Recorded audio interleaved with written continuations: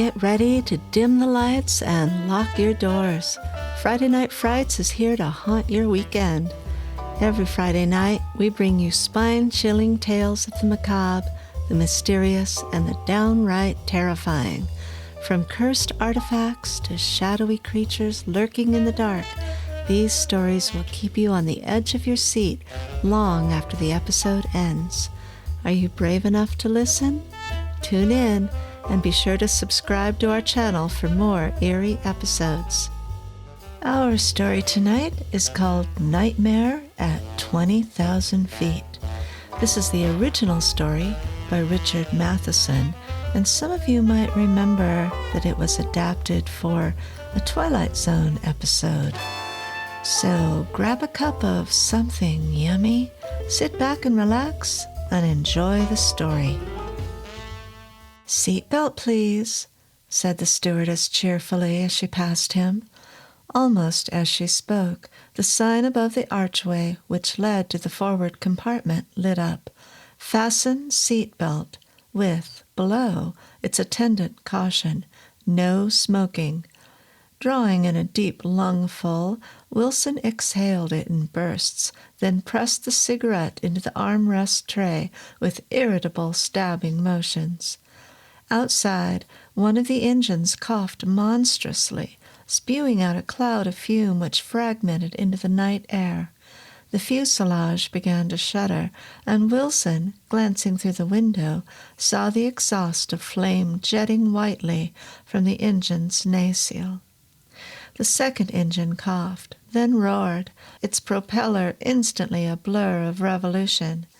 With a tense submissiveness, Wilson fastened the belt across his lap. Now all the engines were running, and Wilson's head throbbed in unison with the fuselage. He sat rigidly, staring at the seat ahead as the DC-7 taxied across the apron, heating the night with the thundering blast of its exhausts. At the edge of the runway, it halted. Wilson looked out through the window at the leviathan glitter of the terminal. By late morning, he thought, showered and cleanly dressed, he would be sitting in the office of one more contact, discussing one more deal, the net result of which would not add one jot of meaning to the history of mankind. It was all so damned. Wilson gasped as the engines began their warm-up race preparatory to takeoff. The sound, already loud, became deafening. Waves of sound that crashed against Wilson's ears like club blows. He opened his mouth as if to let it drain. His eyes took on the glaze of a suffering man. His hands drew in like tensing claws. He started, legs retracting, as he felt a touch on his arm. Jerking aside his head, he saw the stewardess who had met him at the door. She was smiling down at him. "Are you all right?" He barely made out her words.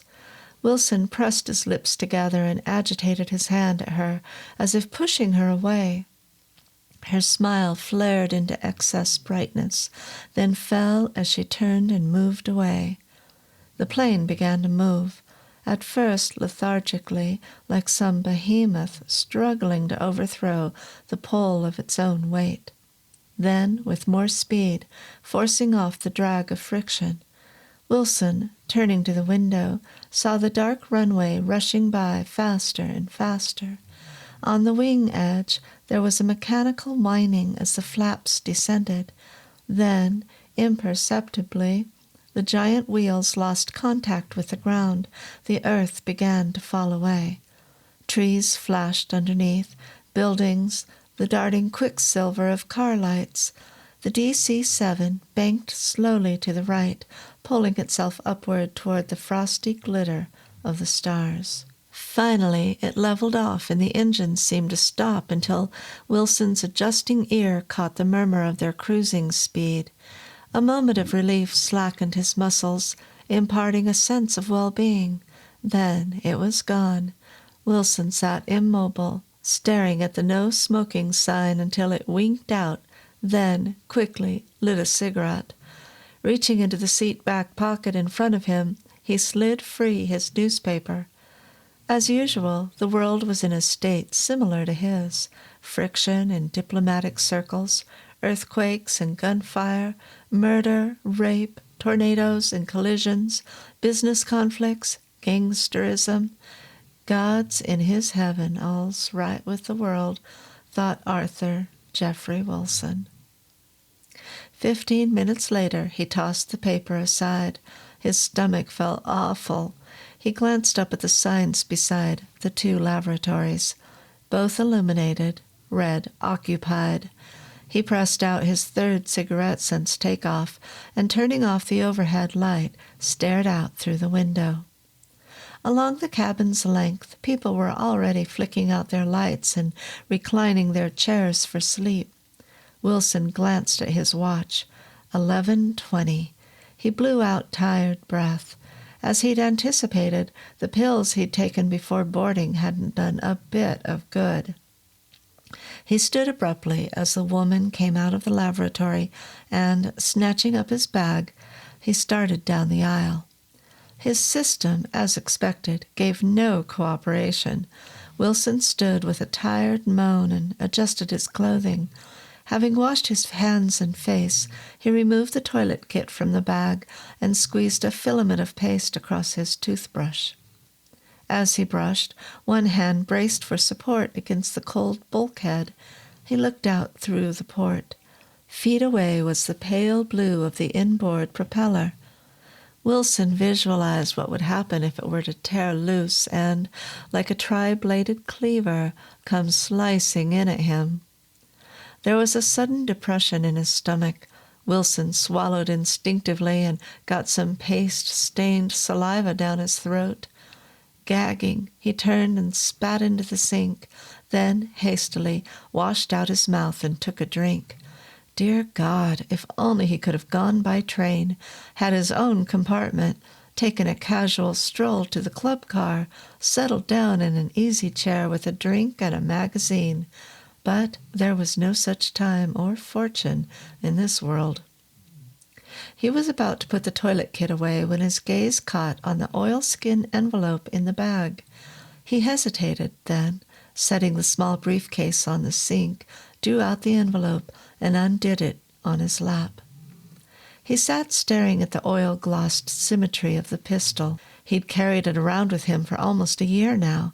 Originally, when he'd thought about it, it was in terms of money carried, protection from hold-up, safety from teenage gangs in the cities he had to attend. Yet, far beneath, he'd always known there was no valid reason except one, a reason he thought of more every day. How simple it would be, here, now. Wilson shut his eyes and swallowed quickly. He could still taste the toothpaste in his mouth, a faint nettling of peppermint on the buds. He sat heavily in the throbbing chill of the lavatory, the oily gun resting in his hands, until, quite suddenly, he began to shiver without control. God, let me go, his mind cried out abruptly. Let me go, let me go. He barely recognized the whimpering in his ears. Abruptly, Wilson sat erect. Lips pressed together, he rewrapped the pistol and thrust it into his bag, putting the briefcase on top of it, zipping the bag shut. Standing, he opened the door and stepped outside, hurrying to his seat and sitting down, sliding the overnight bag precisely into place. He indented the armrest button and pushed himself back. He was a businessman, and there was business to be conducted on the morrow. It was as simple as that. The body needed sleep. He would give it sleep. 20 minutes later, Wilson reached down slowly and depressed the button, sitting up with the chair, his face a mask of vanquished acceptance. Why fight it, he thought. It was obvious he was going to stay awake. So that was that. He had finished half of the crossword puzzle before he let the paper drop to his lap. His eyes were too tired. Sitting up, he rotated his shoulders, stretching the muscles of his back. Now what? He thought. He didn't want to read. He couldn't sleep. And there were still, He checked his watch. 7 to 8 hours left before Los Angeles was reached. How was he to spend them? He looked along the cabin and saw that, except for a single passenger in the forward compartment, everyone was asleep. A sudden, overwhelming fury filled him, and he wanted to scream, to throw something, to hit somebody. Teeth jammed together so rapidly it hurt his jaws. Wilson shoved aside the curtains with a spastic hand and stared out murderously through the window. Outside, he saw the wing lights blinking off and on, the lurid flashes of exhaust from the engine cowlings. Here he was, he thought, 20,000 feet above the earth, trapped in a howling shell of death, moving through polar night toward. Wilson twitched as lightning bleached the sky, washing its false daylight across the wing. He swallowed. Was there going to be a storm? The thought of rain and heavy winds, of the plane a ship in the sea of sky, was not a pleasant one. Wilson was a bad flyer.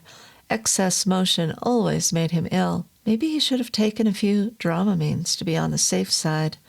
And naturally his seat was next to the emergency door.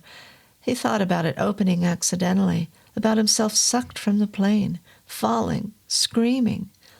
Wilson blinked and shook his head. There was a faint tingling at the back of his neck as he pressed close to the window and stared out. He sat there motionless, squinting. He could have sworn.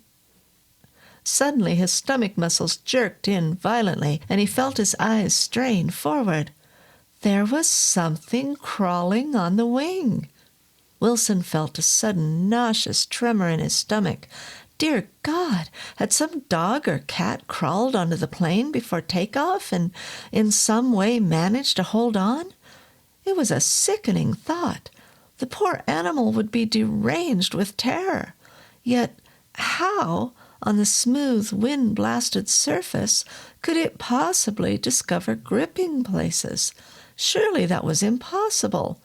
Perhaps, after all, it was only a bird, or... The lightning flared, and Wilson saw that it was a man.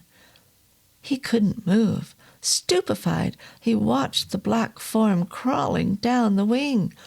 Impossible! Somewhere, cased in layers of shock, a voice declared itself, but Wilson did not hear. He was conscious of nothing but the titanic, almost muscle-tearing leap of his heart, and of the man outside. Suddenly, like ice-filled water thrown across him, there was a reaction. His mind sprang for the shelter of explanation.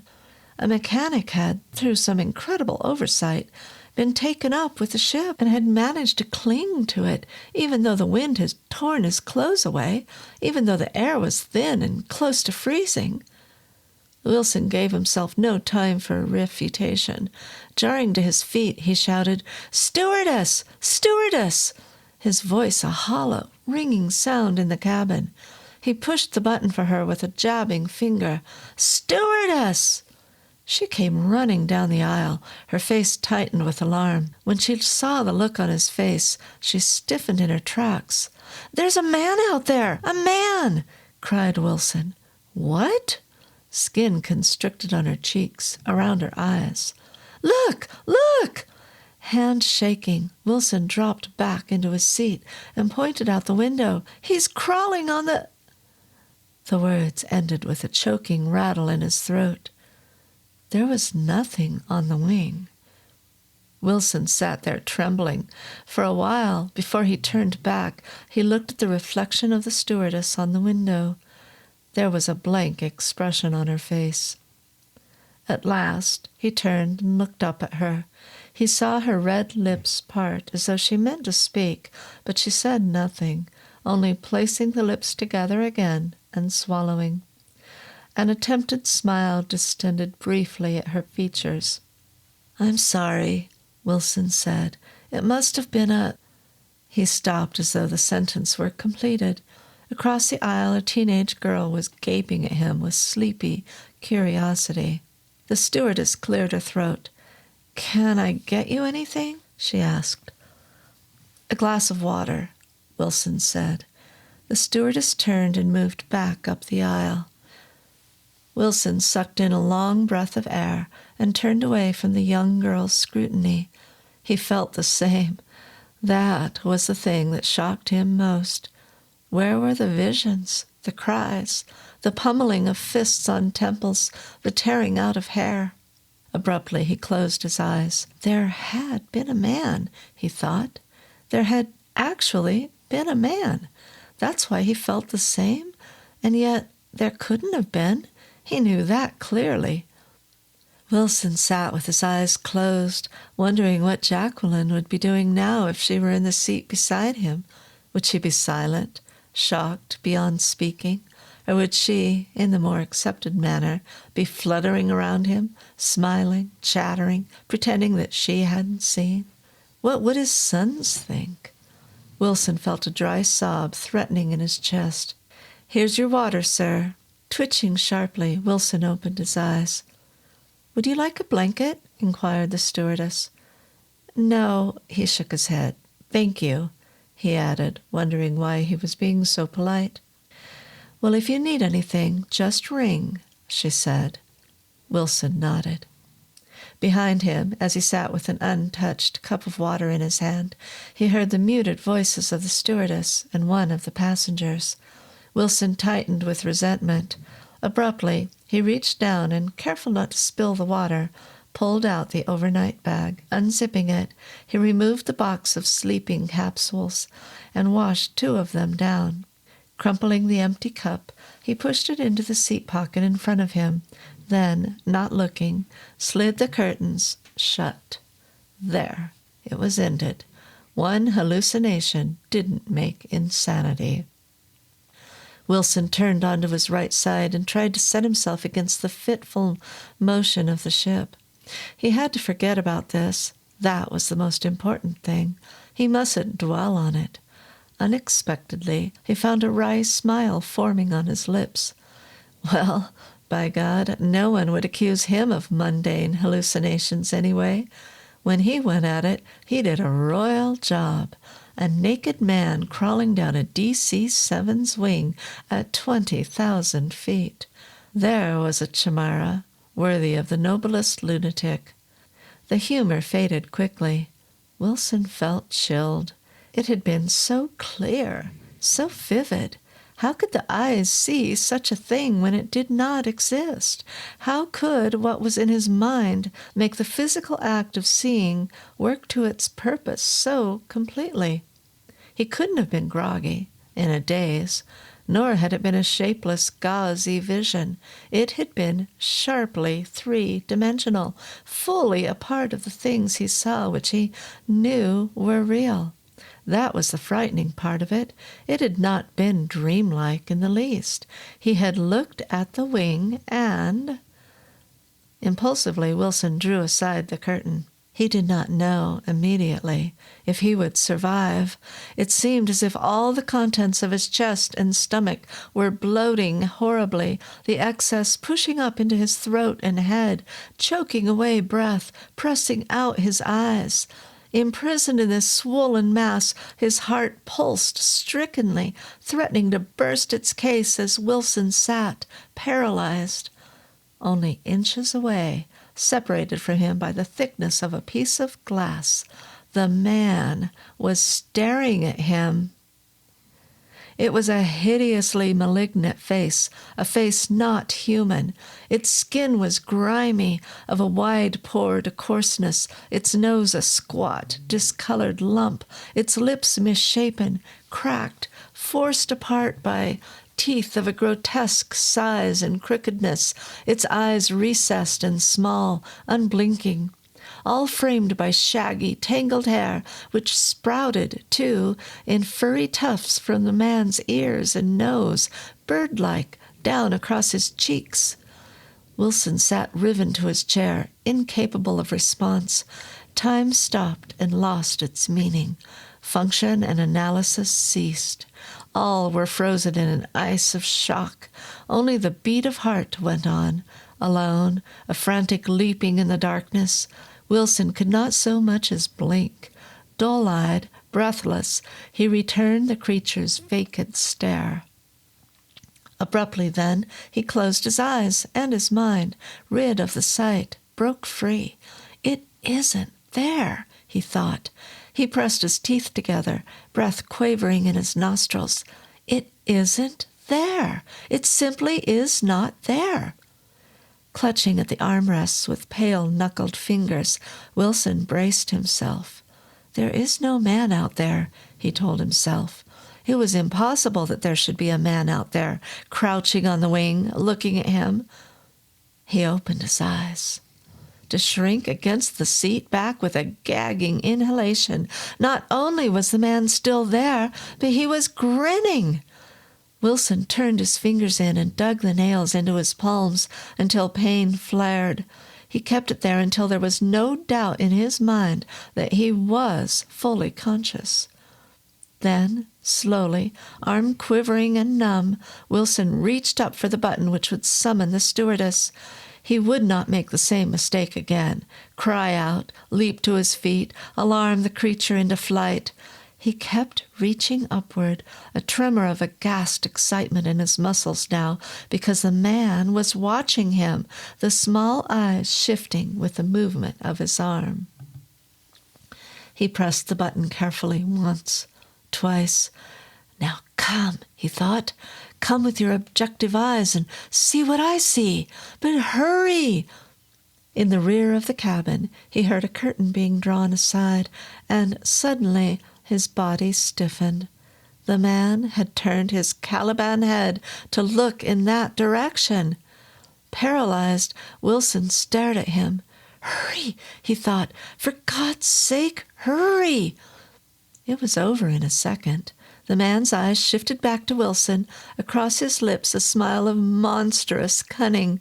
Then, with a leap, he was gone. Yes, sir? For a moment, Wilson suffered the fullest anguish of madness. His gaze kept jumping from the spot where the man had stood to the stewardess's questioning face, then back again, back to the stewardess, to the wing, to the stewardess. His breath caught, his eyes stark with dismay. Well, what is it? Asked the stewardess. It was the look on her face that did it. Wilson closed a vice on his emotions. She couldn't possibly believe him. He realized it in an instant. I'm sorry, he faltered. He swallowed so dryly that it made a clicking noise in his throat. It's nothing. I apologize. The stewardess obviously didn't know what to say. She kept leaning against the erratic yawing of the ship, one hand holding on to the back of the seat beside Wilson's, the other staring limply along the seam of her skirt. Her lips were parted slightly as if she meant to speak, but could not find the words. Well, she said finally and cleared her throat, if you need anything. Yes, thank you. Are we going into a storm? The stewardess smiled hastily. Just a small one, she said. Nothing to worry about. Wilson nodded with little twitching movements. Then, as the stewardess turned away, breathed in suddenly, his nostrils flaring. He felt certain that she already thought him mad, but didn't know what to do about it because, in her course of training, there had been no instruction on the handling of passengers who thought they saw small men crouching on the wing. Thought? Wilson turned his head abruptly and looked outside. He stared at the dark rise of the wing, the spouting flare of the exhausts, the blinking lights. He'd seen the man. To that he'd swear. How could he be completely aware of everything around him, be in all ways sane, and still imagine such a thing? Was it logical that the mind, in giving way, should, instead of distorting all reality, insert, within the small, still intact arrangement of details, one extraneous sight? No. Not logical at all. Suddenly, Wilson thought about war. about the newspaper stories which recounted the alleged existence of creatures in the sky who plagued the Allied pilots in their duties. They called them gremlins, he remembered. Were there actually such beings? Did they truly exist up here, never falling, riding on the wind, apparently of bulk and weight, yet impervious to gravity? He was thinking that when the man appeared again. 1 second the wing was empty. The next, with an arcing descent, the man came jumping down to it. There seemed no impact. He landed almost fragilely, short, hairy arms outstretched as if for balance. Wilson tensed. Yes, there was knowledge in his look. The man, was he to think of it as a man? Somehow understood that he had tricked Wilson into calling the stewardess in vain. Wilson felt himself tremble with alarm. How could he prove the man's existence to others? He looked around desperately. That girl across the aisle. If he spoke to her softly, woke her up, would she be able to? No, the man would jump away before she could see, probably to the top of the fuselage where no one could see him, not even the pilots in their cockpit. Wilson felt a sudden burst of self-condemnation that he hadn't gotten that camera Walter had asked for. Dear Lord, he thought, to be able to take a picture of the man. He leaned in close to the window. What was the man doing? Abruptly, darkness seemed to leap away as the wing was chalked with lightning, and Wilson saw. Like an inquisitive child, the man was squatted on the hitching wing edge, stretching out his right hand toward one of the whirling propellers. As Wilson watched, fascinatedly appalled, the man's hand drew closer and closer to the blurring gyre until, suddenly, it jerked away and the man's lips twitched back in a soundless cry. "Ah, he's lost a finger," Wilson thought, sickened. But immediately the man reached forward again, gnarled finger extended, the picture of some monstrous infant trying to capture the spin of a fan blade. If it had not been so hideously out of place, it would have been amusing, for, objectively seen, the man at that moment was a comic sight, a fairy tale troll somehow come to life, wind whipping at the hair across his head and body, all of his attention centered on the turn of the propeller. How could this be madness? Wilson suddenly thought. What self-revelation could this farcical little horror possibly bestow on him? Again and again, as Wilson watched, the man reached forward, again and again jerked back his fingers, sometimes actually putting them in his mouth as if to cool them. And always, apparently checking, he kept glancing back across his shoulder, looking at Wilson. He knows, thought Wilson, knows that this is a game between us. If I am able to get someone else to see him, then he loses. If I am the only witness, then he wins. The sense of faint amusement was gone now. Wilson clenched his teeth. Why in hell didn't the pilot see? Now the man, no longer interested in the propeller, was settling himself across the engine cowling like a man astride a bucking horse. Wilson stared at him. Abruptly, a shudder played down his back. The little man was picking at the plates that sheathed the engine, trying to get his nails beneath them. Impulsively, Wilson reached up and pushed the button for the stewardess. In the rear of the cabin, he heard her coming, and, for a second, thought he'd fooled the man, who seemed absorbed with his efforts. At the last moment, however, just before the stewardess arrived, the man glanced over at Wilson. Then, like a marionette jerked upward from its stage by wires, he was flying up into the air. "Yes?" The stewardess looked at him apprehensively. "Will you sit down here beside me, please?" he asked. She hesitated. "Well, Please." She sat down gingerly on the empty seat beside his. "What is it, Mr. Wilson?" she asked. He braced himself. "That man is still outside," he said. The stewardess stared at him.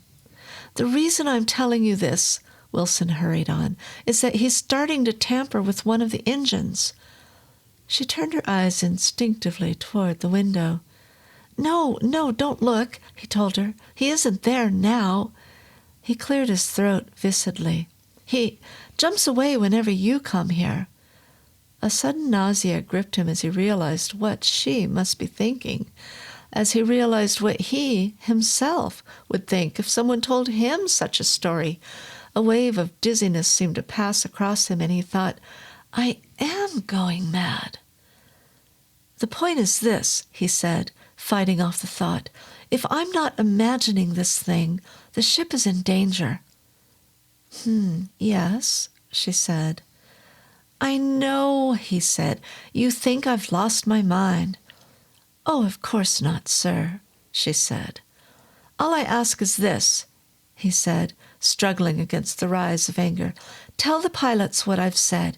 Ask them to keep an eye on the wings. If they see nothing, all right.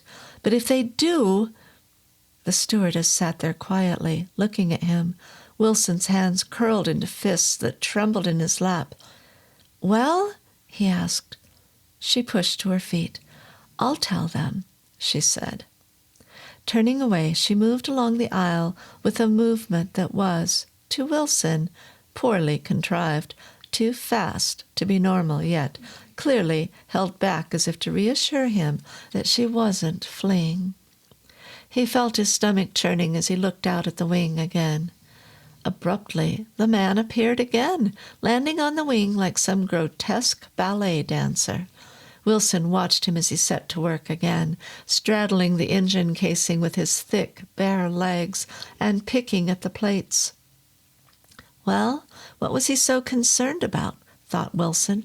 That miserable creature couldn't pry up rivets with his fingernails. Actually, it didn't matter if the pilots saw him or not, at least as far as the safety of the plane was concerned. As for his own personal reasons... It was at that moment that the man pried up one edge of a plate. Wilson gasped. "Here, quickly!" he shouted, noticing up ahead the stewardess and the pilot coming through the cockpit doorway. The pilot's eyes jerked up to look at Wilson. Then abruptly he was pushing past the stewardess and lurching up the aisle. "Hurry!" Wilson cried. He glanced out the window in time to see the man go leaping upward. That didn't matter now. There would be evidence. "What's going on?" the pilot asked, stopping breathlessly beside his seat. "He's torn up one of the engine plates," said Wilson in a shaking voice. "He's what?" "The man outside," said Wilson. "I tell you, he's—" "Mr. Wilson, keep your voice down," ordered the pilot. Wilson's jaw went slack. "I don't know what's going on here," said the pilot. "But—" "Will you just look?" shouted Wilson. "Mr. Wilson, I'm warning you." "For God's sake!" Wilson swallowed quickly, trying to repress the blinding rage he felt. Abruptly, he pushed back against the seat and pointed at the window with a palsied hand. "Will you, for God's sake, look?" he asked. Drawing in an agitated breath, the pilot bent over. In a moment, his gaze shifted coldly to Wilson's. "Well?" he asked. Wilson jerked his head around. The plates were in their normal position. "Oh, now, wait a minute," he said before the dread could come. "I saw him pry that plate up." "Mr. Wilson, if you don't—" "I said I saw him pry it up," said Wilson. The pilot stood there looking at him in the same withdrawn, almost aghast way as the stewardess had. Wilson shuddered violently. "Listen, I saw him!" he cried. The sudden break in his voice appalled him. In a second, the pilot was down beside him. "Mr. Wilson, please," he said. All right, you saw him, but remember there are other people aboard. We mustn't alarm them. Wilson was too shaken to understand at first. You mean you've seen him then? He asked. Of course, the pilot said, but we don't want to frighten the passengers. You can understand that. Of course, I don't want it. Wilson felt a spastic coiling in his groin and lower stomach. Suddenly he pressed his lips together and looked at the pilot with malevolent eyes. I understand, he said. The thing we have to remember, began the pilot. We can stop now, Wilson said. Sir? Wilson shuddered. Get out of here, he said. Mr. Wilson, what? Will you stop? Face whitening, Wilson turned away from the pilot and stared out at the wing, eyes like stone. He glared back suddenly. Rest assured, I'll not say another word, he snapped. Mr. Wilson, try to understand our... Wilson twisted away and stared out venomously at the engine. From a corner of his vision, he saw 2 passengers standing in the aisle looking at him. Idiots. His mind exploded. He felt his hands begin to tremble, and for a few seconds was afraid that he was going to vomit. It's the motion, he told himself. The plane was bucking in the air now like a storm-tossed boat. He realized that the pilot was still talking to him, and refocusing his eyes, he looked at the man's reflection in the window. Beside him, mutely somber, stood the stewardess. Blind idiots, both of them, thought Wilson. He did not indicate his notice of their departure. Reflected on the window, he saw them heading toward the rear of the cabin. They'll be discussing me now, he thought, setting up plans in case I grow violent. He wished now that the man would reappear, pull off the cowling plate, and ruin the engine. It gave him a sense of vengeful pleasure to know that only he stood between catastrophe and the more than 30 people aboard. If he chose, he could allow that catastrophe to take place. Wilson smiled without humor. There would be a royal suicide, he thought. The little man dropped down again, and Wilson saw what he thought was correct. The man had pressed the plate back into place before jumping away. For now he was prying it up again, and it was raising easily, peeling back like skin excised by some grotesque surgeon. The motion of the wing was very broken, but the man seemed to have no difficulty staying balanced. For now he was prying it up again. Once more Wilson felt panic. What was he to do? No one believed him. If he tried to convince them any more, they'd probably restrain him by force. If he asked the stewardess to sit by him, it would be, at best, only a momentary reprieve. The second she departed, or, remaining, fell asleep, the man would return. Even if she stayed awake beside him, what was to keep the man from tampering with the engines on the other wing? Wilson shuddered, a coldness of dread misting along his bones. Dear God, there was nothing to be done. He twitched as, across the window through which he watched the little man, the pilot's reflection passed. The insanity of the moment almost broke him. The man and the pilot within feet of each other, both seen by him, yet not aware of one another. No, that was wrong. The little man had glanced across his shoulder as the pilot passed, as if he knew there was no need to leap off any more, that Wilson's capacity for interfering was at an end. Wilson suddenly trembled with mind-searing rage. "I'll kill you," he thought. "You filthy little animal. I'll kill you." Outside, the engine faltered. It lasted only for a second, but in that second it seemed to Wilson as if his heart had also stopped. He pressed against the window, staring. The man had bent the cowling plate far back, and now was on his knees, poking a curious hand into the engine. "Don't!" Wilson heard the whimper of his own voice begging. "Don't!" Again the engine failed. Wilson looked around in horror. Was everyone deaf? He raised his hand to press the button for the stewardess, then jerked it back. No, they'd lock him up, restrain him somehow, and he was the only one who knew what was happening, the only one who could help. Wilson bit his lower lip until the pain made him whimper. He twisted around again and jolted. The stewardess was hurrying down the rocking aisle. She'd heard it. He watched her fixedly and saw her glance at him as she passed his seat. She stopped 3 seats down the aisle. Someone else had heard. Wilson watched the stewardess as she leaned over, talking to the unseen passenger. Outside, the engine coughed again. Wilson jerked his head around and looked out with horror-pinched eyes. "Damn you!" he whined. He turned again and saw the stewardess coming back up the aisle. She didn't look alarmed. Wilson stared at her with unbelieving eyes. It wasn't possible. He twisted around to follow her swaying movement and saw her turn in at the kitchen. No! Wilson was shaking so badly now he couldn't stop. No one had heard. No one knew. Suddenly, Wilson bent over and slid his overnight bag out from under the seat.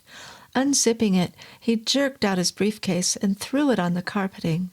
Then, reaching in again, he grabbed the oilskin envelope and straightened up. From the corners of his eyes, he saw the stewardess coming back and pushed the bag beneath the seat with his shoes, shoving the oilskin envelope beside himself. He sat there rigidly, breath quavering in his chest as she went by. Then he pulled the envelope into his lap and untied it. His movements were so feverish that he almost dropped the pistol. He caught it by the barrel, then clutched at the stock with white-knuckled fingers and pushed off the safety catch. He glanced outside and felt himself grow cold. The man was looking at him. Wilson pressed his shaking lips together. It was impossible that the man knew what he intended. He swallowed and tried to catch his breath. He shifted his gaze to where the stewardess was handing some pills to the passenger ahead, then looked back at the wing. The man was turning to the engine once again, reaching in. Wilson's grip tightened on the pistol. He began to raise it. Suddenly, he lowered it. The window was too thick. The bullet might be deflected and kill one of the passengers. He shuddered and stared out at the little man. Again the engine failed, and Wilson saw an eruption of sparks cast light across the man's animal features. He braced himself. There was only one answer. He looked down at the handle of the emergency door. There was a transparent cover over it. Wilson pulled it free and dropped it. He looked outside. The man was still there, crouched and probing at the engine with his hand. Wilson sucked in trembling breath. He put his left hand on the door handle and tested. It wouldn't move downward. Upward there was play. Abruptly, Wilson let go and put the pistol in his lap. No time for argument, he told himself. With shaking hands, he buckled the belt across his thighs. When the door was opened, there would be a tremendous rushing out of air. For the safety of the ship, he must not go with it. Now! Wilson picked the pistol up again, his heartbeat staggering. He'd have to be sudden, accurate. If he missed, the man might jump onto the other wing. Worse, onto the tail assembly where, inviolate, he could rupture wires, mangle flaps, destroy the balance of the ship. No, this was the only way. He'd fire low and try to hit the man in the chest or stomach. Wilson filled his lungs with air. Now, he thought, now! The stewardess came up the aisle as Wilson started pulling at the handle. For a moment, frozen in her steps, she couldn't speak. A look of stupefied horror distended her features, and she raised one hand as if imploring him. Then, suddenly, her voice was shrilling above the noise of the engines. "Mr. Wilson, no!" "Get back!" cried Wilson, and he wrenched the handle up. The door seemed to disappear. 1 second it was by him, in his grip. The next, with a hissing roar, it was gone. In the same instant, Wilson felt himself enveloped by a monstrous suction which tried to tear him from his seat. His head and shoulders left the cabin, and suddenly he was breathing tenuous, freezing air. For a moment, eardrums almost bursting from the thunder of the engines, eyes blinded by the Arctic winds, he forgot the man. It seemed he heard a prick of screaming in the maelstrom that surrounded him, a distant shout. Then Wilson saw the man. He was walking across the wing, gnarled form leaning forward, taloned, twisted hands outstretched in eagerness. Wilson flung his arm up, fired. The explosion was like a popping in the roaring violence of the air. The man staggered, lashed out, and Wilson felt a streak of pain across his head. He fired again at immediate range and saw the man go flailing backward, then suddenly disappear with no more solidity than a paper doll swept in a gale. Wilson felt a bursting numbness in his brain. He felt the pistol torn from failing fingers. Then all was lost in winter darkness. He stirred and mumbled. There was a warmness trickling in his veins. His limbs felt wooden. In the darkness, he could hear a shuffling sound, a delicate swirl of voices. He was lying, face up, on something, moving, joggling. A cold wind sprinkled on his face. He felt the surface tilt beneath him. He sighed. The plane was landed, and he was being carried off on a stretcher. His head wound, likely, plus an injection to quiet him. "Nuttiest way of trying to commit suicide I ever heard of," said a voice somewhere. Wilson felt the pleasure of amusement. Whoever spoke was wrong, of course, as would be established soon enough when the engine was examined and they checked his wound more closely. Then they'd realize that he'd saved them all. Wilson slept without dreams. Well, thank you for listening to Friday Night Frights. And I wonder how many of you remember that story from the Twilight Zone movie, I believe, with the little gremlin that was aboard the flight and tearing at the wings. Anyway, it was fun to read the original story of that. And I hope you'll join us next week for another story during Friday Night Frights with your host, Ginger Winters. And until then, have a great week, everyone. As a beekeeper, I know bees are generally friendly little critters until they're not. No matter how careful you are, sooner or later, you're gonna feel the sting. That's why I keep Bee Itch Stop close by. Made right here in Nevada with all natural ingredients, it soothes the burns, calms the swelling, and takes the itch right out. Safe for all ages and skin types. It works on mosquito bites, wasp stings, spider bites, and even cactus thorns and poison ivy. Whether you're tending hives or just enjoying the great outdoors, don't get caught without Bee Itch Stop. Get yours today.